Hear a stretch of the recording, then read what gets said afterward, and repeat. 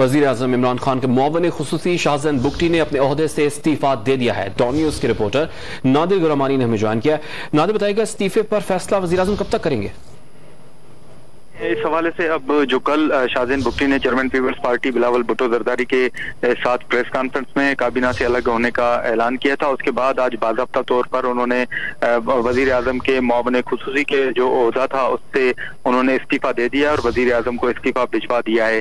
वज़ीर आज़म को भेजे गए इस्तीफे में शाहज़ैन बुगटी ने यह कहा है कि वो बतौर वज़ीर आज़म के मुआविन खुसूसी अपने ओहदे से मुस्तफ़ी होते हैं और साथ ही साथ शाहज़ैन बुगटी की जानिब से वज़ीर आज़म को उस इस्तीफे में यह भी कहा गया है कि उनके इस्तीफे से मुतल्लिक जो कार्रवाई है वो और जो नेसेसरी जो इकदाम हैं वो भी उठाए जाएं। इस हवाले से अब देखना यह है कि वज़ीर आज़म शाहज़ैन बुगटी के भेजे गए इस्तीफे से मुतल्लिक क्या फैसला करते हैं और कब तक शाहज़ैन बुगटी का जो इस्तीफा है वो मंजूर होता है। ताहम इस हवाले से शाहज़ैन बुगटी ने बाज़ाब्ता तौर पर काबीना से अलग होने का फैसला करते हुए अपने ओहदे से इस्तीफा दे दिया है।